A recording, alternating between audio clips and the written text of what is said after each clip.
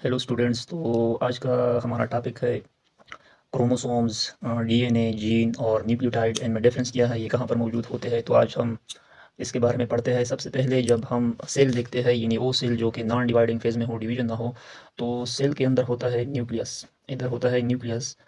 Non dividing phase में जब हम न्यूक्लियस में देखते हैं तो हमें कुछ इस तरह के दागे नज़र आते हैं, इस तरह के पेन यानी पतले से दागे नज़र आते हैं। इन दागों को हम नाम देते हैं क्रोमाटीन।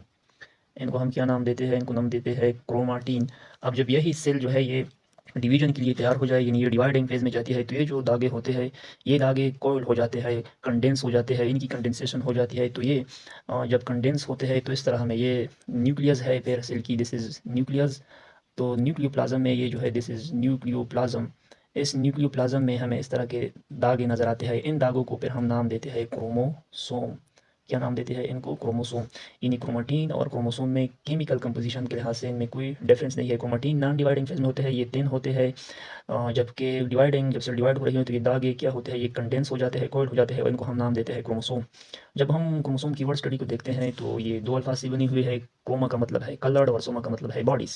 क्रोमोसोम जो होते हैं ये कलर बॉडीज़ होते हैं, और ये कलर बॉडीज़ कहाँ पर मौजूद होते हैं? ये न्यूक्लियस के अंदर मौजूद होते हैं। तारीख देखते हैं तो जो जर्मन एम्ब्रियोलॉजिस्ट था डब्ल्यू फ्लेमिंग ने इसको 1882 में डिस्कवर किया। ये जो क्रोमोसोम का जो लफ्ज़ है, ये वेल्डियर ने इसको प्रपोज़ किया था। और इसका फ़ंक्शन क्या है? यानी इसका फ़ंक्शन ये है कि ये इसकी जो पेरेंट्स होते हैं उन बच्चों में जो कैरेक्टरिस्टिक होते हैं ये ट्रांसफ़र करते हैं। क्या करते ट्रांसफ़र करते हैं? कैरेक्टरिस्टिक्स। तो ये इसका फ़ंक्शन है। इसका फ़ंक्शन सैटर्न ने आइडेंटिफाई किया था 1908 में। अच्छा, क्रोमोसोम जब हम देखते हैं तो क्रोमोसोम के अच्छा, क्रोमोसोम हम देखते हैं कि इसके 2 आर्म्स होते हैं। ये एक आर्म ये है, ये एक आर्म ये है। इनको हम नाम देते हैं क्रोमाटिड्स। क्या नाम देते हैं इसको? हम नाम देते हैं क्रोमाटिड्स। ये क्रोमाटिड्स एक स्ट्रक्चर के ज़रिए एक दूसरे से जुड़े होते हैं। ये जो रेड कलर है इसको हम नाम देते हैं सेंट्रोमेयर। इसको क्या नाम देते हैं? सेंट्रोमेयर। क्रोमोसोम के अंदर जब हम देखते हैं तो हमें इस तरह के दागे नज़र आते हैं। ये दागे देखो, इस तरह के बहुत सारे दागे हमें नज़र आते हैं। इनमें से एक दागे को जब मैं बाहर निकालूँ तो 2, वैसे तो ये 2 दागे नज़र आते हैं। दो दो जब हम इसको करीब कर लेते हैं तो ये 2 दागे नज़र आते हैं। इन दागों को हम नाम देते हैं डीऑक्सीराइबोन्यूक्लिक एसिड, ये नहीं डीएनए इसको हम कहते हैं।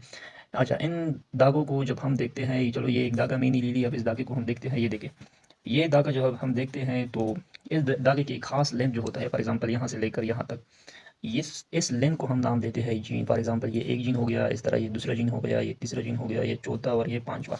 तो जीन के बारे में हम इसकी डिफिनेशन लिखते हैं, part of DNA which control a specific character. यानी जीन जो होता है ये डीएनए का एक पार्ट होता है जो कि खास करेक्टर कंट्रोल करता है। फॉर एग्जांपल मैं लिखता हूँ ईजीआई कलर। ईजीआई कलर, तो आपके आई कलर के लिए स्पेशल जीन्स होते हैं। अच्छा, जब जीन्स में देखता हूँ तो जीन्स खुद छोटे छोटे यूनिट से बना होता है। इस तरह इसके अंदर एक यूनिट हो गई, इस तरह यूनिट्स, मुख्तलिफ यूनिट्स होते हैं। ये जो यूनिट्स है, इन यूनिट्स को हम नाम देते हैं न्यूक्लियोटाइड्स। इसको हम क्या नाम देते हैं? इसको नाम देते हैं न्यूक्लियोटाइड्स। न्यूक्लियोटाइड्स में फिर खुद 3 किस्म की चीज़ें होती है, यानी ये 3 किस्म की चीज़ों से बना होता है। एक होता है पेंटोस शुगर, एक होता है नाइट्रोजनियस बेस, और एक होता है फॉस्फेट। ये पेंटोस शुगर हो गई, ये नाइट्रोजनियस बेस होगा, और ये हो गया फॉस्फेट। तो यानी हम देखते हैं इस क्रोमोसोम। क्रोमोसोम कहाँ पर मौजूद होते हैं? ये होते हैं न्यूक्लियस के अंदर। अच्छा, क्रोमोसोम जो होता है ये मेनली 2 चीज़ों से बना होता है। एक होती है डीएनए, ये मैं यूकैरियोटिक क्रोमोसोम की बात कर रहा हूँ, और एक होती है हिस्टोन प्रोटीन्स। एक होती है हिस्टोन प्रोटीन्स, 40% डीएनए होती है और 60% इसमें हिस्टोन प्रोटीन्स होती है। ये यूकैरियोटिक सेल में मौजूद होती है। प्रोकैरियोटिक सेल में सिर्फ डीएनए होती है, उसके ऊपर कोई मेम्ब्रेन नहीं होता, और न्यूक्लियस के अंदर मौजूद होते हैं। अच्छा, इसके बाद मैं देखता हूँ तो क्रोमोसोम की 4 टाइप्स होते हैं on the basis of their structure. First type जो है वो मेटासेंट्रिक है। इसमें जो सेंट्रोमेयर होता है वो सेंटर में मौजूद होता है। एक आर्म एक साइड पे होती है, दूसरी आर्म दूसरी साइड पर। ये वी, ये जिस तरह वी होती है, ये सेंट्रोमेयर हो गया, वी शेप बनाता है। और आर्म्स का जो लेंथ होता है, यानी क्रोमेटिड्स जो होते हैं इनका लेंथ भी बराबर होता है। दूसरा टाइप जो है वो सब मेटासेंट्रिक है। इसमें सेंट्रोमेयर जो होता है वो मिड पॉइंट के नज़दीक होता है, और आर्म्स जो होते हैं वो एक दूसरे के साथ लेंथ में इक्वल नहीं होते, यानी ये आर्म को एल शेप देता है। तीसरा जो है टीलोसेंट्रिक है। इसमें जो सेंट्रोमेयर होता है ये 1 यूनिट के नज़दीक होता है, और जो क्रोमोसोम होता है वो रॉड शेप दिखाई देता है। और ये जो है इस तरह। फोर्थ नंबर जो है एक्रोसेंट्रिक है या सब मेटासेंट्रिक है। इसमें जो सेंट्रोमेयर होता है वो 1 यूनिट के नज़दीक होता है, जो आर्म्स होते हैं वो अनइक्वल होते हैं, ये भी हमको रॉड शेप देते हैं। इसके बाद जो क्रोमोसोम की जो नंबर है वो मुख्तलिफ ऑर्गेनिज्म में स्पेसिफिक होती है। जिस तरह के मस्कीटो में 6 क्रोमोसोम है तो क्रोमोसोम पेयर की फॉर्म में मौजूद होते हैं, यानी मस्कीटो में इसकी जो पेयर्स होते हैं 3 पेयर्स होते हैं, 3 पेयर्स। फ्रॉग में 26 क्रोमोसोम है तो उसमें 13 पेयर्स है।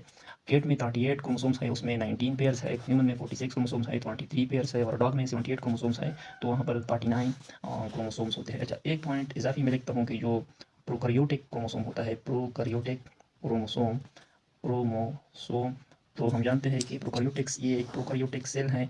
इधर हमारे साथ न्यूक्लियस नहीं होता है क्योंकि वो डबल मेम्ब्रेन होता है। तो उसकी जो क्रोमोसोम होती है, इसकी जो क्रोमोसोम होती है, ये सिर्फ डीएनए पर मुश्तमिल होता है। ये डीएनए साइटोप्लाज्म में पड़ी रहती है। इधर मैं इसको, या तो ये साइटोप्लाज्म है, साइटोप्लाज्म में पड़ी रहती है जहाँ पर ये मौजूद होती है। इस रीजन को हम नाम देते हैं न्यूक्लियोइड। और ये डीएनए जो होती है, ये इसको हम कहते हैं कि ये pre floating pre floating DNA है, क्योंकि इसके ऊपर कोई मेम्ब्रेन नहीं है, ये साइटोप्लाज्म में पड़ी रहती है।